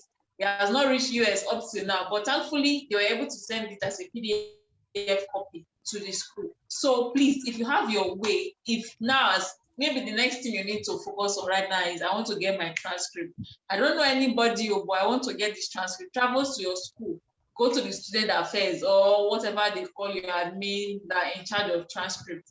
Explain to them, maybe exams are record, I don't know. Explain to them you need your transcript for this and this and this. Somehow you will find somebody who will be willing to help you to get that transcript. So please, and that, the person that said they've already paid money, please, maybe, I don't know if you paid directly to somebody or you just like did online, but we know how Nigeria is. Sometimes you need to show your physical appearance in that place for them to know that you are serious. So go to their offices, tell them nice things. Oh, you are doing very well, just to encourage them to process your transcript. And I'm hoping that soon enough you get the transcript ready, so it can actually help you in applying. Because if you don't have your transcript and you are trying to apply for something, it might actually disqualify you already, because a lot of persons already have their transcript and you don't. Okay. Aisha, does that help? Yes, please. Yes, please. Yes. Okay. So yes, thank you. The thing is that what I want to say to you guys is that sincerely, to in all honesty and to be truthful to each of us,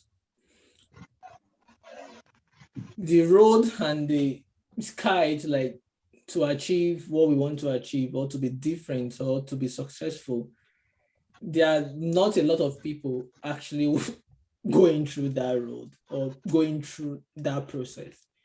You know, sometimes it's just like the analogy is to ask that how many people want to be successful? Everybody will raise up their hands. But how many people want to do what it takes to be success? Like, you see that few people will. You know, we get very emotional when sometimes I just try to be blunt and to just like say some things in such a way that's like in a different way, because, you know, we could just say amen and everything, pray all this and everything. But if we don't put the required amount of work, even little work to it, we won't get anything. And that's what I'm saying, that look at this event, a lot of people applied, you understand, but look at how many people that turn up.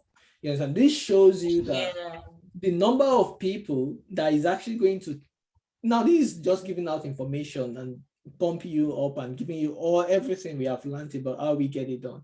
You understand? It's now the difference between now and in 2 years' time is what you actually do with this particular information. You understand? So if you have to stay up all night, my dear, do it. You know, whatever you need to do. Like one of the things that helped me like during my period of like going through so many things is that, guy, I cannot thief, I cannot steal, like I can't steal, I can't beg. You understand? So if I have that kind of attitude, the only thing I can embrace is work. And that's what I did. And it's deep work. You understand? No matter how it is, like work pays more. If you give me two people, someone that is working on the idea and someone that is doing nothing, just talking about it, I'm telling you, no matter how difficult things are, someone that is working on it gradually, we actually have the results. So, and the simple experiment is this, like someone said, like, if you take a stone, just like a Yoruba adage, if you take a stone and you put it on the pot of water, you start cooking it, even if that stone doesn't get soft, the water is going to change at some point, because some of parts of that stone is going to like drop and turn the water to red or something. And that is what effort means. It means that no matter how difficult situation may be, if you put some effort into it, things will definitely get better. So take all these opportunities, all these mentors I'm going to send your ways and other resources I've sent yesterday. So just go deeper. You all have all these things in you. You understand? None of us are special than you at all. Like Faith is not like, it's not as if Faith is special than any one of you here. You understand? She just like take that extra effort and she was able to get what she got. You understand? I wasn't special like any other person here. Like I've traveled to so many countries, all expense paid, not because I'm better than anybody else, just because I put that a little bit extra effort. You understand? So and you are going to get a lot of challenges on your way. So don't tell me that because we have told you everything just apply and it will just work. No. But all those challenges means that you are learning something from it, and then you try again. You learn from it, you try again. You learn from it, you try again. And then before you know it, you now discover a better way of doing it. Right now, I've gotten to a point in my life that when I'm going to apply for something that I need, I just know the way to do it because I've got a lot of rejection in the past and I've won some too. So now I've known like, okay, this is what they are looking for, this is the pattern. And it's difficult for me to just not get it anymore. So that's why you see the pattern of people that have won something. Look at Adija, okay? When she won something, she now won. And that is how it is because she's understand a particular strategy that work. And then she's just doing it and it works. Like when Faith got Manila Washington, she gets the Ahsoka change agent, she got the Chevron, she got that because you just need one win, you understand? And that win starts from here. You get this one, then you apply for something, you get that one, and then before you know it, everything will just explode and just like everywhere. And things just change in the split of a second, I'm telling you. And it doesn't matter, age is not like this thing. You can be 30, you can be 35, you can be 20, you can be 22. It doesn't matter. There are a lot of people that have gotten, yeah. There is this guy that was my Bemi's classmate. He just finished his, even he didn't even do his NYSC. He was going to NYSC when he got the scholarship, and he came and he went back to Nigeria, and now he's even gotten another PhD scholarship in the US. You understand? So just keep on grinding until you get that one thing, and then you move from there. You understand? So I wish you all the best. Yeah. And thank you very much, Faith. So yeah, I wanted to ask one last thing. Yeah, Faith, yes. Can you hear me? Definitely. Okay, so I wanted to say that I think that you just said that now. Don't ever think that I'm too young, I'm the smallest person here, or I'm too old to do anything. There are a lot of opportunities, and who even knows, your age might be at your advantage. It might be that, oh, this young person is doing this, we're interested, or this old person is doing this, we're interested. So don't ever like rule out yourself even before you apply at all. And also, Peter also mentioned this, but I felt like I needed to stress it. Please just rid yourself of every excuse like, oh, I don't have money to buy data, or I don't have money to do online calls, and I can't buy data because data is expensive. When I was applying for it, I was not sleeping at night. Maybe I didn't add that part. I told the story like it was a sweet story. I didn't put in effort. I was doing my NYC at that time, and my day, how my normal day was, I would go to school. I used to teach in a school. So I would teach from morning till maybe 2, 3, we close around 3. I used to do home lesson. I'll go for home lesson. Then I used to do CDS. I'll go for CDS. And also I was learning how to make bag and shoes. I'll still go for that training. Sometimes I'll come back home in the night, 6, 7. I will eat and sleep. In the night, when I know that, oh, there will be light and network will be very good, I will wake up and start doing my research and start applying. So you don't even have any excuse like I'm doing 9 to 5 job, or oh, children are in my house, they are disturbing. If you really want to get something done, you'll find all ways to get it done. So don't give any excuses, put in the effort, and before you see, like Peter said, nobody is special, nobody has 20 heads. We are just humans, just like everyone. And the only difference between us and any other person is we found the opportunity, we took action, and we got results. Yeah, thank you very much, Faith. I really appreciate your time. Thank you. Okay, I think you have a question. Do you need those IELTS exams for long distance studies? Are they verified scholarship for long distance studies as well? I'm not sure. Faith, do you? Okay, the thing is this. IELTS, there are some schools that give waivers for it, especially if you are in Nigeria. So that's what I'm saying, that sometimes it's not even, people just think like, okay, if I'm going to the UK, I must do IELTS. IELTS is not a must. Like for instance, University of Nottingham, I think they take waiver for it. You don't have to have IELTS. Even sometimes you can even make your case for it. That's what I'm saying, that it's all about making your case for something. Like, okay, they require IELTS, but I don't have it. But you can tell them that, okay, guys, in my WAEC in English, I have A1. And because of that, I think I should be able to benefit and have IELTS. You understand? And give me waiver for IELTS. So that's the concept. So just be able to like give them that what will I call it? Give them that reason why you should have the waiver. And also check the schools themselves. Schools have waiver. But for long distance studies, since you're not coming to the UK, IELTS actually is like they're trying to use it to like see if you can comprehend the course. You understand that, okay, this course you are coming is in English. Do you have enough knowledge to comprehend? Aside from that, you'll be living in the UK, interacting with people. Will you be able to like comprehend with them? And most of us Nigerians have been speaking English from womb. Some of us have even forgotten our father or mother tongue because of English. So you can make that case to them. If you are studying online, I studied online in Switzerland. I did not do IELTS. You understand? So yeah, so it depends. There are some online school. You just need to make the case. I mean, this online school, and you can show them that, okay, my WAEC is good. All my life I've been speaking English, or you can show them every other way. You understand? Yeah. Yeah, that's it. So yeah, definitely. So you don't need to like take any of the exams too. And because they are expensive, right? So there are some universities in the UK that we actually give you waiver for IELTS. You understand? Yeah. Faith, do you want to like answer that question also? Do you have any experience on that, like IELTS? Kind of logged out, so I didn't exactly hear the question. My phone was reconnecting, so I didn't get the question. The question was, but I'm saying it's something about IELTS. Yeah, like do you have to do IELTS for long distance? Like maybe you're in Nigeria, but you want to do your study online.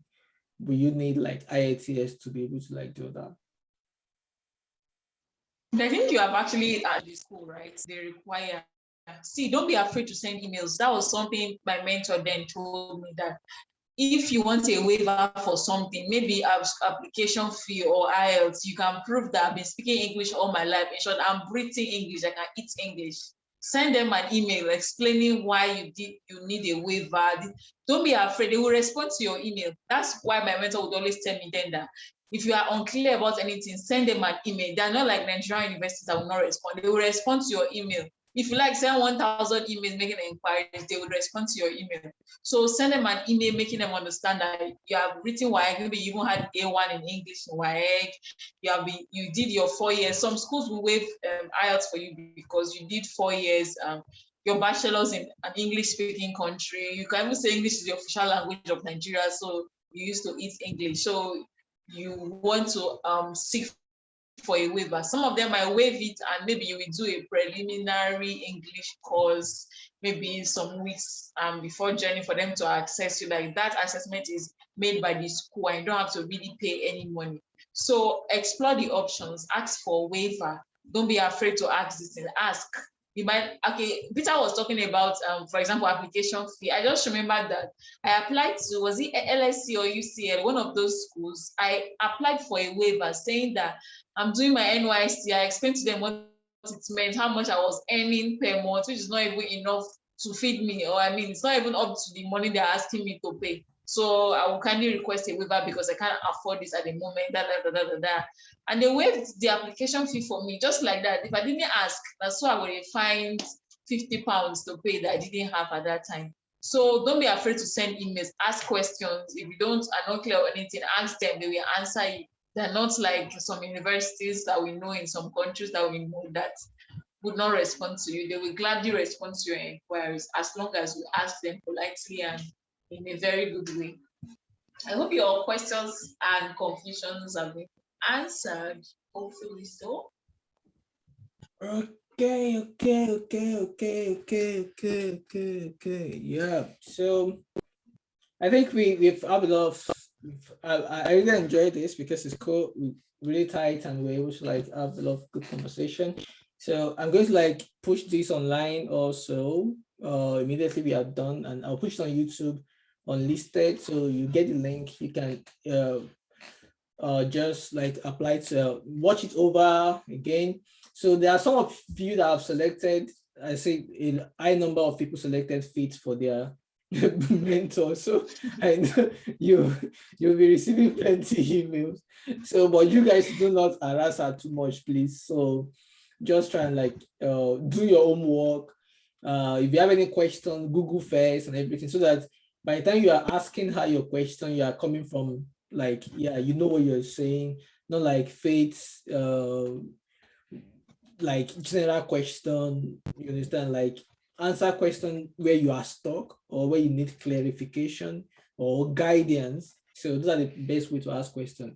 Clarification, guidance, you understand, or that's not like general question that should now like a new seminar entirely, you understand. So we are all, because you know that a lot of persons will already be contacting me. So imagine that I have 20 persons in my DM asking me to show them how to apply for scholarships, generic questions like that. I'm going to get to one out. So I had to ask specific questions where you have done your research already and you are unclear. That way it's easier for me to give you guidance that way.